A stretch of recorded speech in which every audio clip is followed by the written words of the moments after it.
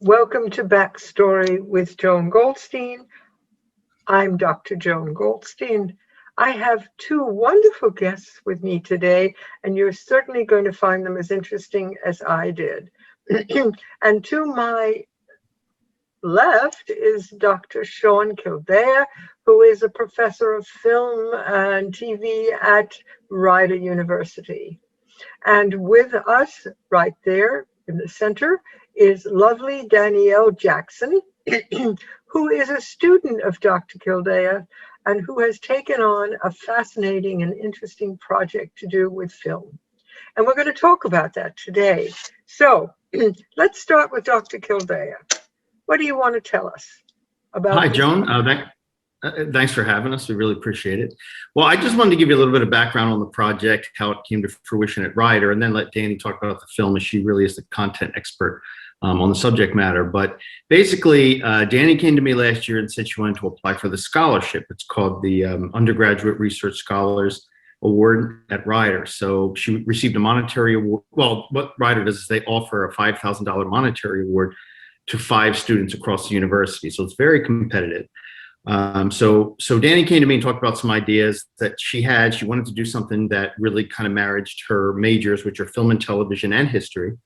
And so we started kicking around some ideas, and she really sort of was the thrust behind this idea of doing something about Black soldiers who fought in wars and came back and then fought in the civil rights movement. So she came up with this, what I thought was a really good title, which is A Two-Front War.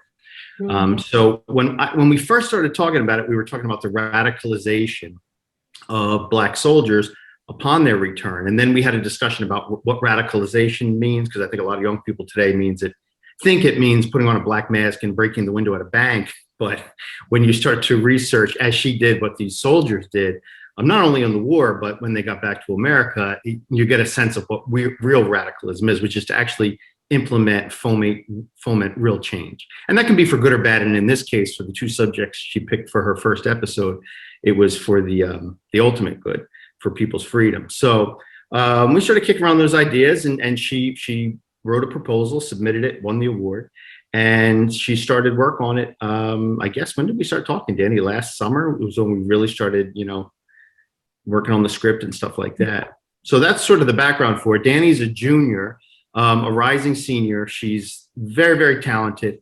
smart, but humble in the best way. She doesn't boss people around like some producers do. She kind of brings people in. So she was able to attract some of our best students to work on the project with her.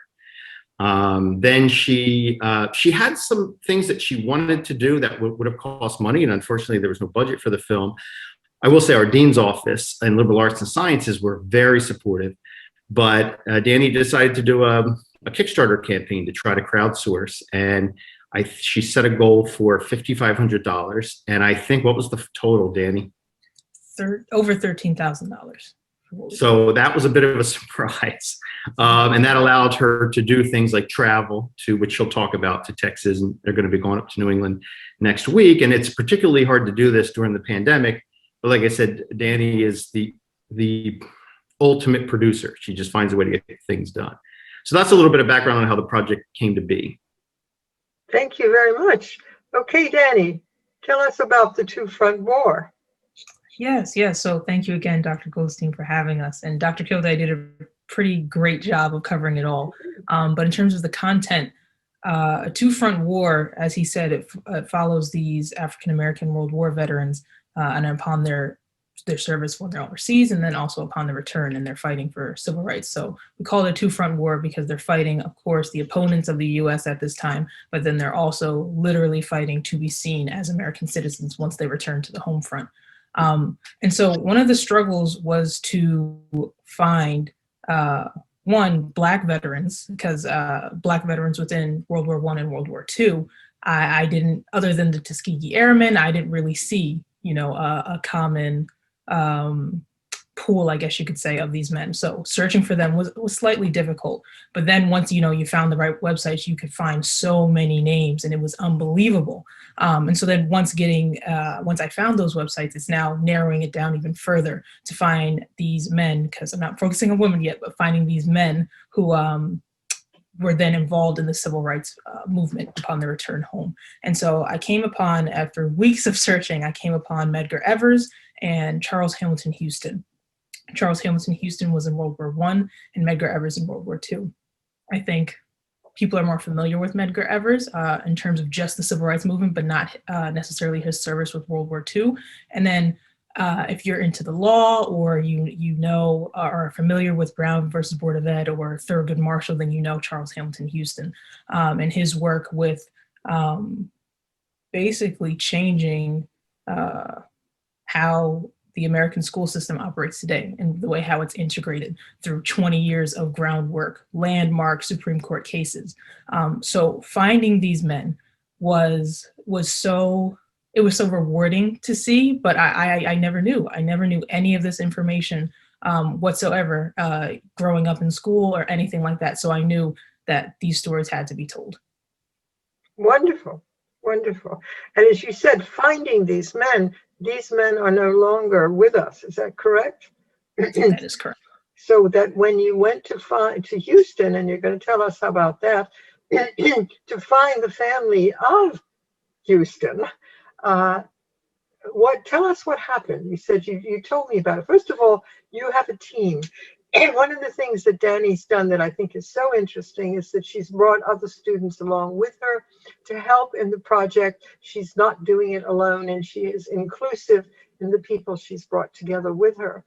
So what did you and your team do? So I believe probably around September 2020, we started reaching out to subjects in terms of, okay, who can we get into this film? And by then we hadn't really expanded the team besides Dr. Kildea and I, because we hadn't gotten into school yet or anything like that. And I was looking for descendants of both Medgar Evers and Mr. Houston, and I found Charles Hamilton Houston III. And so I'm like, oh my goodness, I have to get into contact with this man. And so I looked on Facebook, couldn't really find him there, looked on Instagram, couldn't find him there, but I found him on LinkedIn. And so I sent out a message, and I waited around 2 weeks or so, because we're still trying to find professors to interview and all these types of things. And this is around October. And then I started getting a team once we started getting into class, and there was maybe 3 of us by then. And I got a message back on LinkedIn from Mr. Houston, and he said, call me back at this number so we can talk more about it. And that's kind of how we got the ball rolling. And so as school continued on, more and more team members, started to come up. All of them are my friends now, but most of them I hadn't even, met before, but they were so excited about something like this, even though they're not history majors or have a particular interest in history. They were excited to use their skills, and they've learned so much being a part of this process, that it's just been so rewarding in so many ways, obviously for their own majors, but also in terms of education and learning about these subjects. Yes, and you recently returned from Houston, and at a time when it's very difficult to travel to begin with, and yet you and your team went. There were 4 other people, yes, that went with Yes. you to Texas, and you've recently returned. So, what happened? What did you discover? What did you learn from this descendant of Houston's? Well, the travel was a little nerve-wracking considering we're still in the pandemic, but we all got there safely. We all had each other's backs, and we had all this equipment and everything, but the way we planned it beforehand, it really ran like clockwork.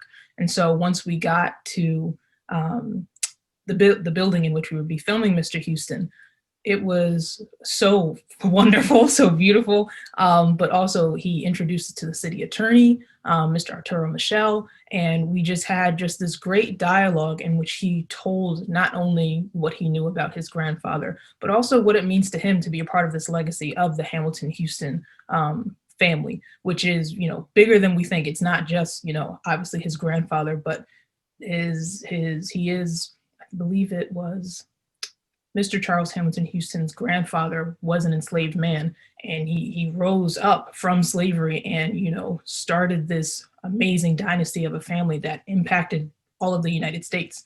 So he talks about what it means to be a part of that and what that means for his future children as well. So it was a wonderful, eye-opening experience. It's been wonderful. You find legacies that people know nothing about. there are people who do know, but they have to share it with us, don't they? Yes. And that's what you did, Danny. Danielle and I had a nice talk on the phone when we were trying to get to know each other before the show. And I told her that I had done my doctoral dissertation on the Pine Barrens of southern New Jersey, and I was back and forth into the Pine Barrens and interviewing people in the Pineys and in the woods. And she said, oh, I live near there. And she knew exactly what I was talking about. It's an adventure. And what happens is you are learning. And the first person who discovers is the learner, and you're enriching yourself while you're learning about others. And that is the beauty of understanding. And that's, of course, I'm the sociologist, so understanding is key to my thinking as well. So your first episode, you call The Two Front Wars, and that's because Houston is from World War I, and Medka Emphasis is from World War II. And what did Medka Emphasis do? When he left the military. So when he leaves the military, he returns home to Mississippi, which is, the beacon of segregation at this time. And so what he does is he does grassroots activism, and he's doing voter registration, and he's investigating lynchings that are happening all across the South. And he's doing basically the work that other civil rights activists are hesitant to do because of how dangerous it is in the South. And he is unafraid to get into it and to involve himself in some life-threatening situations. And it's through doing this consistently in his home state of Mississippi, he eventually rises through the ranks of the NAACP as a field secretary and is traveling all across the country talking about the atrocities that are happening in Mississippi. Mm-hmm. There is a school named Medka Emphasis. I think it's in New York City, if I'm not mistaken. Yes. Yes. I taught in New York City. And I knew, yes, I taught in the High School of Fashion Industries. And I also taught in Jamaica High and Forest Hills High in Queens. And I would get on the subways and go out on the subways and walk. I couldn't stand riding anymore, so I would take a bus. I would walk from the subway station to the high school, and that's how I got my morning exercise. Yeah, that's how I know the name Medka Emphasis. Interesting. Well, this project is coming along, and where is it? This is going to be a film, is that correct? Well, it's going to be, at least in May, we're going to have our first episode premiere in a docuseries. It's a docuseries. We refer to it as a pilot. So it's the pilot episode of what Danny hopes would be opportunities to produce a series of these shows about different veterans. And, as we said, this is World War I and World War II. Perhaps moving forward, we could look at really all the wars. In Danny's research, she was looking all the way back to the Revolution and, the involvement that African-Americans had in these conflicts. So connecting it to the civil rights was our original idea, and I think a good idea and worthy idea, but it's sort of like what folks in the past opened up doors for Black soldiers in the future. There's a bunch of different ways she can go with it. Oh yes, definitely. Well, so what comes after that then? What are you thinking of? You have some plans for the succeeding ones, don't you, Danny? I do. So one of my passion projects that I want to do is I love the history of African American women, and a lot of people don't know that African American women were also involved in the military. And so there is a group called the 688s, or the 6,888th Postal Battalion, I believe. And they were in World War II. And they helped move, I believe it was thousands of letters to American soldiers. And they did it, I think, in a few months when they were supposed to do it in about 6 months or so, and no one knows about that. And a lot of them came home and they got no honors or anything like that. They kind of just went on with the rest of their lives. So that is something that I want to do so badly, is to illuminate their lives and and I think, I'm not sure if some of them are still alive, but a few years ago, I heard a testimonial of one of them and she was still alive. And it's just amazing that these people are walking among us. So I would love to do something on them. Oh, it's beautiful. And Shawn, you must be so delighted too. Because that's I mean, you and I had a wonderful phone discussion also, didn't we, about our own families and those. Your father was in the Navy, right?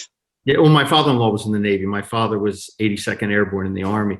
And so my father-in-law, my wife's father, was a combat veteran in the Navy. So yeah, I mean, it's real interesting to read about these. I did a project about 10 years ago about a civil rights photojournalist. And in that film, I had the opportunity to meet and speak with Myrlie Evers, Medgar Evers' wife, and her daughter, Rena, but only Myrlie was actually in the film. And they're in California, and I know this is going to go out on the web, so if anybody can get us in contact with Myrlie Evers or her lovely daughter, Rena, who were so polite and kind to us a decade ago, of course, we would love to meet and speak with them, because that would have huge currency. One, for Danny to be able to have that experience to meet such an iconic person as Myrlie Evers. And then two, it would just, I mean, to talk about Medgar Evers, to have people talk about him secondhand is one thing, but to have the wife there telling her personal story would make it even that much richer. Yeah, so both of you are doing such meaningful work, and it's so wonderful that you can work. You're being her advisor, and this is such a perfect relationship, isn't it? Because Danny is finding her way, and she has the direction, but it's good to help people find their way. You know, you jogged my memory. 9/11, I was teaching, and still teach, by the way, at Mercer County Community College. And the night of 9/11, I thought, I wonder if any of my students will show up. But I went in because I figured if they would show up, they would certainly need me to help them. Well, every last one of them was there, and it was a huge class. And two of them were women, Black women in the military. And they had just been informed that they had to come back in to service. And one was worrying, she had a little, I think a 6-year-old child, and she was having to figure out how to have this child taken care of while she was taken back into the military. Well, I stayed with them and hung in with them during the semester. And at the end of the semester, I announced that we should have a party, because we have stayed together through a very difficult time. And they, two women said, we're in charge. You don't have to do anything. Just show up. I said, okay. So that night I show up, and there are this balloons and there's things going in the room, and I'm looking around, and they don't come in yet. We're not ready yet. And then when I finally came in, the whole room was decorated. They had brought in all kinds of food, and we had a celebration that was not to be forgotten. And this is a long time ago now, and I still remember them, and I still wonder where they are today. And if they see this show, would they please contact me? So yes, we do things that can be meaningful and that help other people. And maybe we need to do more of that. Do you have any thoughts in terms of what else you would want to be doing, or what you'd like to try to open up? Either one of you, Shawn or Danielle? Well, I can just quickly, Danny, and then I'll let you go, is a big push of